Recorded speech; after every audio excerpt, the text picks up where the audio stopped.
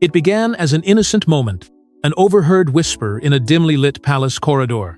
But within that breath, a name was uttered that froze hearts and rattled the walls of royal secrecy: Diana. What followed would send shockwaves through the monarchy and leave King Charles visibly shattered. Catherine had not gone to Kensington Palace that afternoon seeking drama. Her presence was expected, routine, an unassuming meeting with a handful of senior archivists to review historic correspondence for an upcoming public exhibition. It was the kind of engagement that rarely drew headlines, a quiet responsibility buried in the machinery of royal duty. But history has a way of creeping into the present when least expected. As the meeting wound down, Catherine lingered behind, exchanging polite conversation with an archivist who had worked in royal service since the days of the Queen Mother. The others drifted out into the hall, their footsteps soft against the marble floors. That's when she heard it. A voice, hushed and deliberate, cutting through the stillness. "Has anyone told her about the lost charter?" one aide murmured to another, both unaware the Princess of Wales was just a few steps away. The reply came in a clipped tone, the kind used by people who know they are treading dangerous ground. "Not a word. It's better if it stays where it's been since, well, you know." The final words dissolved into silence, but the implication hung heavy in the air. Catherine didn't know what the lost charter was, but she knew instinctively it mattered. Her mind turned immediately to Diana. Not the polished public figure immortalized in portraits and documentaries, but the fiercely human woman she had come to know through William's memories, the mother who had fought, often alone, for authenticity in a gilded cage. The phrase "lost charter" carried a strange, magnetic pull, as though it belonged to a story Diana had started but never finished. The meeting continued around her, voices blending into the background as Catherine's thoughts raced. Was this a political document? A personal letter? Or something else entirely? Something dangerous enough that it had been buried in the shadows for decades? Every instinct told her it was connected to Diana's vision, the one the late princess had so fiercely guarded during her turbulent years inside the firm. One archivist, noticing the focus in her eyes, seemed to stiffen. He leaned in with the air of a man who had been keeping the same secret for far too long. "Your Royal Highness," he said softly, "if I were you, I wouldn't dig where the past is buried." His voice was polite, but his meaning was unyielding. This was not an invitation. It was a warning.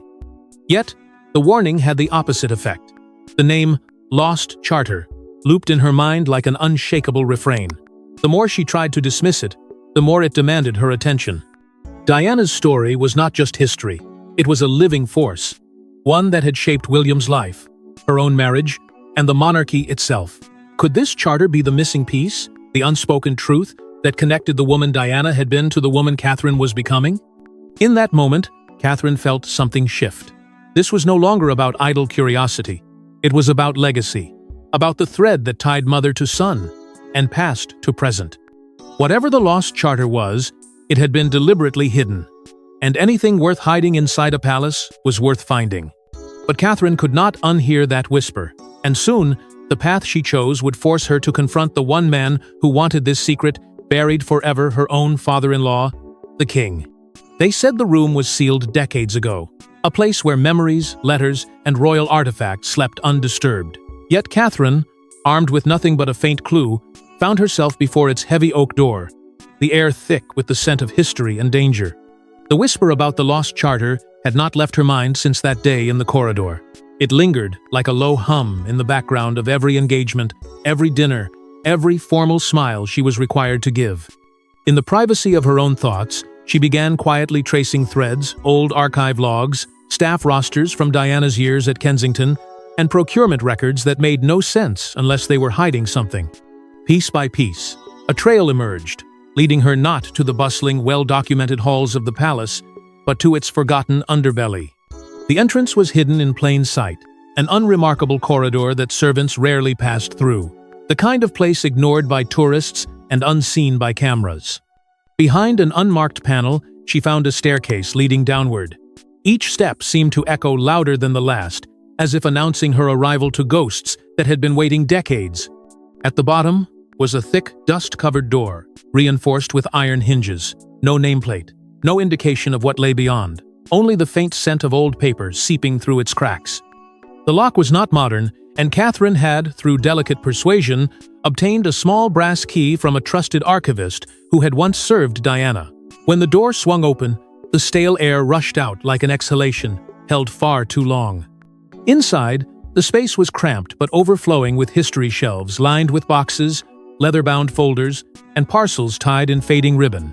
It was the kind of collection that could tell the untold story of a family, if only one dared to read it. And there, amid the quiet chaos, Catherine saw them personal letters, in Diana's distinctive hand. Ink sketches of projects she had envisioned, notes written to friends with the warmth of a woman who had lived under relentless scrutiny. These were not sanitized for public display. They were raw, unfiltered, and achingly human. Then she noticed it. A faded envelope resting in the center of a polished wooden box, its seal still intact. In black ink, in a script she recognized instantly, were the words, "For her only." There was no explanation of who her was meant to be. Was it for Catherine? For William? For a daughter Diana never had? The weight of it in her hands felt different. This was not a memento. It was an instruction, a message meant to survive time and silence. She hesitated. Opening it here would be a breach of the sanctity of this place, a direct violation of the secrecy Diana's keepers had fought to preserve. Yet something in her heart told her that this was why she had been led here, that the envelope was the very key to the mystery she had begun to uncover. The first page she glimpsed did not disappoint. Words leapt out, deliberate and resolute, hinting at a vision that could rewrite the monarchy's future. The lost charter, it seemed, was not just a piece of history. It was a blueprint, a call to action. Catherine felt the enormity of the moment pressing in from all sides. She knew that holding this letter meant carrying both a gift and a threat, one that could bring hope to millions, but also fracture the fragile equilibrium of the royal family. Her pulse quickened as she slipped the envelope into her possession, knowing the act itself was a quiet rebellion. But one envelope wasn't enough. Inside was a promise from Diana herself, and a challenge that would push Catherine into direct collision with King Charles. Her handwriting was unmistakable. Every loop and curve carried Diana's grace and her defiance. But these were not sentimental notes. They were instructions, plans, a vision so bold it would have rewritten the very role Catherine plays today. Catherine broke the seal in private, far from corridors that echoed secrets and eyes that fed on them, and the first sentence struck like a bell. This was the lost charter, not mythology, not rumor, but a living framework for a monarchy that answered to people before protocol. The pages spoke with a clarity that felt both tender and uncompromising, setting out a simple charge that sounded radical inside a system built on inertia. The Princess of Wales must be the nation's champion, not the palace's shield. The document dismantled the usual hierarchy with calm precision, insisting that compassion outrank ceremony, truth outrank convenience, and public need outrank personal comfort. It called for direct listening tours without filter or script, a transparent accounting of royal patronages that measured outcomes, not photo opportunities, and the adoption of swift responses to crises without waiting for tradition to approve the calendar. It proposed pruning archaic rituals that drained attention from causes that mattered, and replacing them with pledges tied to measurable change, the kind of promises that either stand or break in the open. It argued for a new compact with the press that valued candor over spin, and for a redefinition of service that lifted the powerless rather than pleasing courtiers. Then came the line that made Catherine catch her breath. My daughter-in-law woven into the text, not as a wishful aside, but as if Diana were writing into a future she sensed but would never see, naming a woman she had not met yet as the fulcrum for a gentler, braver crown. The charter did not flatter. It demanded. It required the princess to walk into the country's grief, to listen without defense, to carry hard truths back to the family and refuse to set them down. It insisted on binding royal influence to real outcomes. Shelters funded, hospitals supported, schools resourced, policies nudged toward mercy. It was, in essence, a contract with the public that shifted the center of gravity away from velvet and toward accountability. Catherine felt the paradox of it, how intimate the voice sounded, how fierce the expectations were, like standing in a doorway between blessing and burden. This was not an heirloom.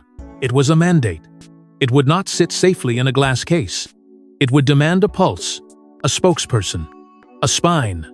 And in those pages, Catherine recognized the architecture of a role she had been growing into by instinct, now given a language, a map, and a cost. She also understood the danger.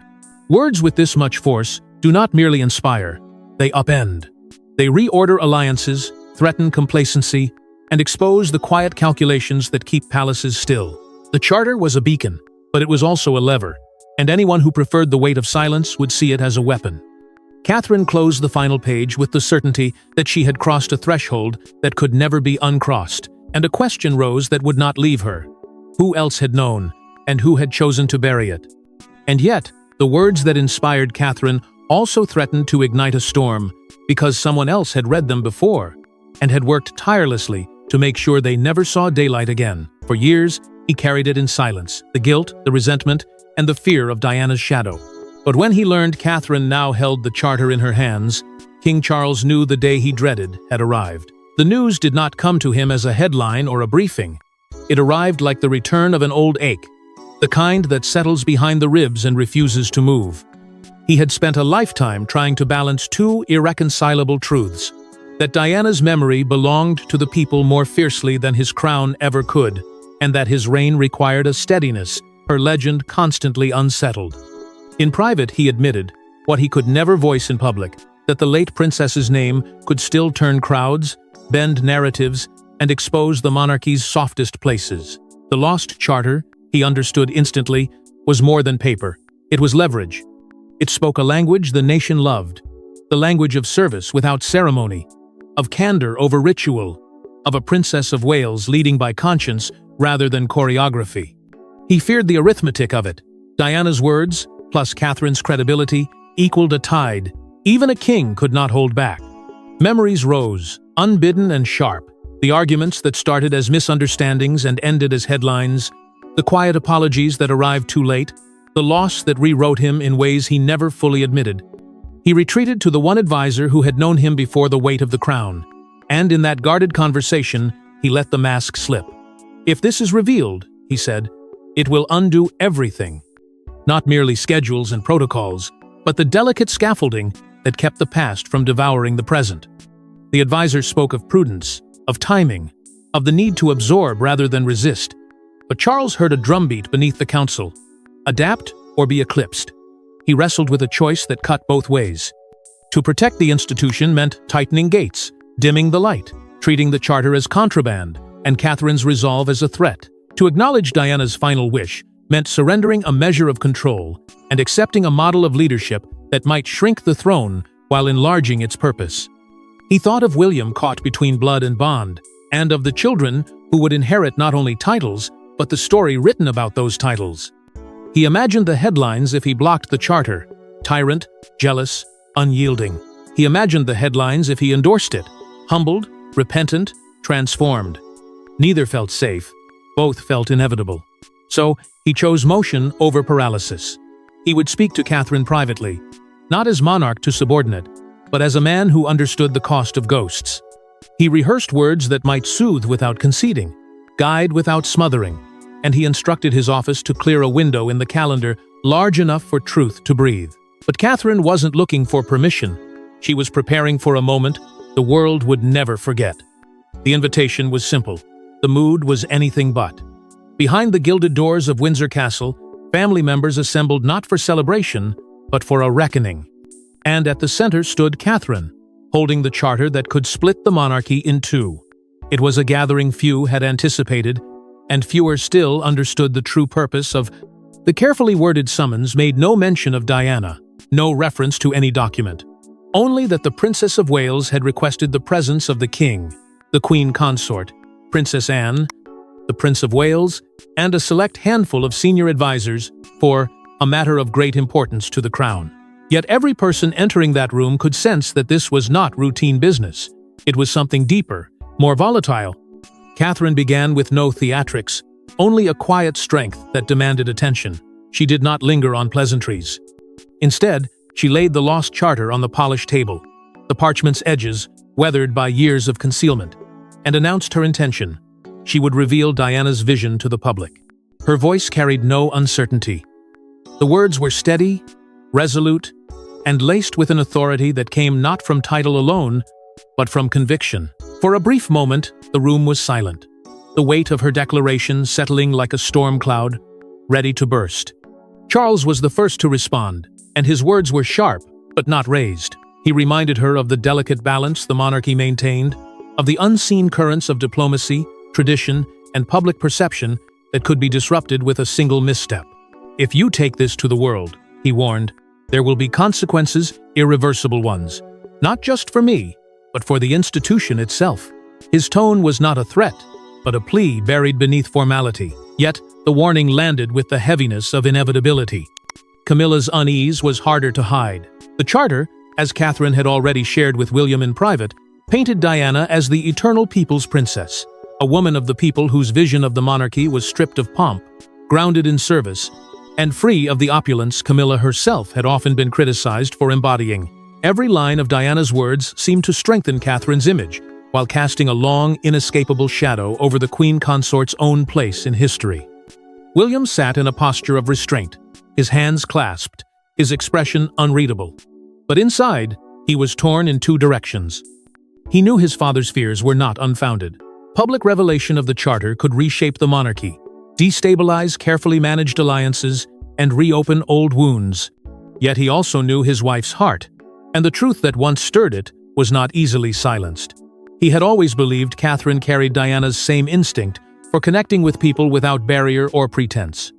Now, that instinct had found a voice in Diana's own words, and William could not deny the power of that connection. Anne spoke little, watching the exchange with a sharpness that measured every word, every glance. She had lived long enough inside the palace to understand that this was not simply a family disagreement. It was a constitutional pivot point, disguised as a personal debate. The advisors in the room shifted uncomfortably, taking mental notes on a conversation that could not leave these walls, but would somehow shape headlines for months to come. Catherine did not waver. She listened to the warnings, felt the tension, and acknowledged the risk, but her resolve remained intact. She told them that this was not just about Diana, it was about the promise the monarchy had made to the people, and the quiet erosion of that promise in the years since. Her final words hung in the air like a challenge. If the truth was good enough for her to write, it's good enough for the people to hear. But the battle over the past would not be settled in whispers. It would be fought in the court of public opinion. The cameras were rolling, the crowd outside roared, and as Catherine stepped onto the balcony with the charter in hand, the nation braced for the most shocking words spoken by a royal since Diana herself. This was no carefully choreographed royal appearance. There had been no press briefings, no leaked talking points, no quiet warnings to prepare the establishment for what was coming. Even senior palace staff, veterans of decades of protocol, stood frozen, unsure whether to intervene or simply let the moment unfold. Catherine's presence radiated purpose, and in her grasp lay the pages that had been hidden for decades, the very ones Charles had feared would see the light of day. She began without preamble, her voice clear and steady, carrying across the courtyard. "These are the words of Diana, Princess of Wales," she said, and the crowd's collective gasp rippled like a wave. She read aloud from the lost charter, quoting Diana's call for compassion over ceremony, for a monarchy that faced its people without barriers, for a crown that placed service above its own survival. Each line struck with a force that went beyond politics. It was personal, intimate, and unfiltered. Diana's words, preserved in her own hand, were suddenly alive again, filling the space with a presence that felt almost tangible. Faces in the crowd transformed, some eyes welling with tears, others breaking into wide, hopeful smiles. For many, this was the closest they had felt to Diana in years, as if Catherine had opened a door that grief had kept locked. Every sentence ignited a fresh wave of emotion, the cheers blending with sobs, the applause coming not just for Catherine, but for the woman whose voice had been silenced too soon. In that moment, the connection between Diana's past and Catherine's present became unshakable. Inside, Charles stood at the edge of the room, partially hidden from view, his expression an unreadable mix of pain, awe, and apprehension. The words pierced through the walls as if meant for him alone. He could hear his late wife's defiance in every sentence, her refusal to let the institution dictate her heart. The weight of memory pressed heavily against him, memories of battles fought in public, of private wounds never fully healed, of the relentless comparisons he had learned to endure. The press wasted no time. Cameras zoomed, microphones captured every syllable, and within minutes, the footage was flashing across television screens worldwide. Headlines began to form, before Catherine had even stepped back inside. Catherine carries Diana's torch. Princess of Wales revives people's princess vision. The crown at a crossroads. Commentators on every network drew instant parallels between this speech and Diana's most famous addresses, noting the same unvarnished honesty, the same refusal to hide behind titles. The reaction was not confined to Britain. Across continents, Diana's admirers relived the devotion they had once felt, now refracted through Catherine. Social media lit up with clips of the speech, images of Catherine holding the pages, and side-by-side comparisons of her words with Diana's. Overnight, the Princess of Wales was not just fulfilling her duties, she was cementing herself as the heir to Diana's moral legacy, the embodiment of a vision the monarchy had once buried. But while the world celebrated, inside the palace, a storm, unlike any in recent memory, was beginning to rage. For the first time in decades, the king's composure cracked. In the safety of his private study, tears blurred the edges of the past and present, as he faced the ghost of the woman he could never outrun. The sound of the crowd outside still drifted faintly through the palace walls, cheers that were not for him, but for the woman who had once defied the monarchy's boundaries, and for the daughter-in-law who had just revived her vision. Catherine's unveiling of the lost charter had not simply been an act of defiance, it had been an act of resurrection. And to Charles, it felt like losing Diana all over again. He sank into the heavy silence of the room, his thoughts unraveling into the kind of honesty he rarely allowed himself. In front of the cameras, he had learned to smile through discomfort, to temper every reaction for fear of how it would play in the press. But here, in private, he admitted the truth to his oldest confidant. The charter was powerful because it was right. Its words, so undeniably human and stripped of courtly distance, had reignited a fire in the public that his own speeches had never managed to match. He could not deny it. Diana's voice still carried more weight than his crown. The memory of their final years together surged forward, uninvited and unrelenting. He saw again the arguments that began with simple disagreements and ended as public scandals. He heard the accusations, the long silences, the heartbreak that had shadowed both their lives. And now, to see her ideals alive again in Catherine's hands, it was as if time had folded back on itself, forcing him to relive the very battles he thought he had buried with her. Yet somewhere in the ache was a glimmer of something unexpected. Empathy. Perhaps Diana had been right all along. He thought about the need for openness, about the power of meeting the public as equals rather than subjects. She had wanted a monarchy that breathed, that adapted, that belonged as much to the people as it did to history. And now Catherine, with unshakable calm, was carrying that torch forward. But public empathy did not erase the storm gathering around the palace. Headlines were mounting by the hour, framing Catherine as the rightful heir to Diana's legacy, while portraying Charles as the reluctant gatekeeper of a fading institution. Advisors whispered about political fallout, about donors and Commonwealth leaders quietly asking where the crown truly stood. The weight of public opinion pressed against him with a force that made even the throne feel unsteady beneath him. Charles understood that if he met this moment with anger, he would confirm every criticism that had haunted his reign. But if he met it with grace, true, uncalculated grace, he might yet shape the ending of this chapter on his own terms. This was no longer about defending his authority, it was about deciding whether the monarchy he left behind would be stronger or weaker for having faced the truth. And so, the man who once fought to keep the past buried, prepared to make the most unexpected move of his reign. In a hall where every portrait told a story of power, tradition, and sacrifice, King Charles stood before the nation not to defend his crown, but to acknowledge a truth he could no longer deny. The weight of the moment was visible not in grand gestures, but in the stillness of his voice, the careful choice of words that carried both the dignity of a monarch and the vulnerability of a man. Before him lay the lost charter, no longer hidden in shadows, no longer whispered about in secrecy, but displayed in full view for the world to see. This was not a moment of defeat, it was a moment of reckoning. Charles began by speaking of history, of the monarchy's place as both guardian of tradition and servant of the people. But then, with deliberate clarity, he turned to Diana. He described her not as an abstract figure of the past, but as a woman of conviction, a mother whose compassion had crossed borders and whose vision had refused to be confined by protocol. For the first time, he acknowledged openly that the ideals she set down in the charter were not a threat to the crown's stability, but a reminder of what it should aspire to be. It was a concession few thought they would hear in his lifetime. Then came the words that reshaped the air in the room. He named Catherine as the living continuation of Diana's legacy, not in a ceremonial sense, but in the practical, often difficult work of carrying forward the values outlined in the document. He praised her courage in revealing it, even against his own hesitation, and admitted that her act had forced him to confront truths he had long avoided. In doing so, he reframed the moment not as a challenge to his authority, but as a renewal of it, one built on transparency, empathy, and service. The act that followed was steeped in symbolism. Before the gathered officials, foreign dignitaries, and members of the royal household, Charles formally presented the lost charter to the royal archives, with Diana's name permanently inscribed alongside it. In that gesture, he ensured it would never again be hidden away, never again be silenced by the politics of preservation. The applause that followed was not thunderous.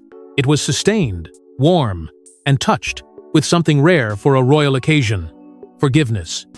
Across the country, and far beyond its borders, the public reaction was immediate. Many who had long regarded Charles with caution or cool detachment found themselves seeing him in a softer light. The sight of him standing before the charter, acknowledging its truth, bridged divides that years of speeches had failed to close. For some, it was the first time they felt the crown had listened, not spoken. In the crowd, William's pride was quiet but unmistakable. He understood the personal cost of what his father had just done, the humility it required, and the statement it made, not just about Diana, but about the future he himself would one day inherit. It was, in its own way, a gift to him as much as to the people. And though the changes that followed were subtle at first, small adjustments to how engagements were handled, the more open channels between palace and public, they carried the unmistakable influence of the charter's vision. This was not the end of its reach, only the beginning of its slow transformation of the monarchy. But even as peace seemed to settle, palace insiders knew this was not the end, because Diana's words had set something in motion that could not be undone. Years from now, they will say, this was the moment the monarchy changed forever. But behind the official smiles and polished speeches, one question lingered. What else had Diana left behind? Across Britain, the unveiling of the lost charter had not simply been a news story. It had become a cultural touchstone. People who had once felt distant from the crown now spoke of it with renewed interest, drawn in by the unvarnished honesty of Diana's vision and the courage it took for Catherine to place it in the public's hands. It wasn't nostalgia that drove this fascination.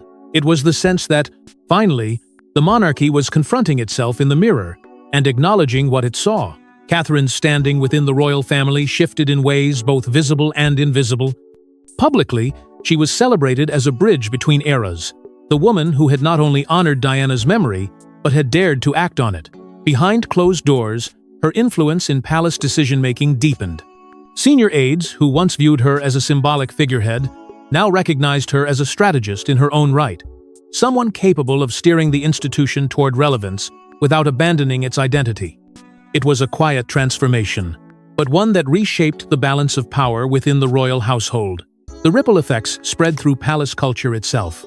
Engagements became less ceremonial and more purposeful, with tangible outcomes replacing empty formalities. Public engagement shifted from carefully staged appearances to genuine conversations with communities. Causes once seen as politically sensitive, mental health, homelessness, and social inequality, were now addressed with directness that mirrored Diana's approach. The monarchy had not abandoned its grandeur, but it had begun to embrace accessibility in a way that felt intentional, not forced. And yet, even as the charter's influence became part of the monarchy's new rhythm, whispers persisted. Palace staff, who worked in the deepest corners of the archives, hinted that Diana's writings did not end with the lost charter. There were murmurs of sealed letters, private reflections, and drafts of proposals never formally delivered, fragments of a vision even bolder than the one now celebrated. Some claimed these documents contained insights into the monarchy's future that would unsettle even its most progressive defenders. Others dismissed it as myth-making, the natural haze that surrounds any legend.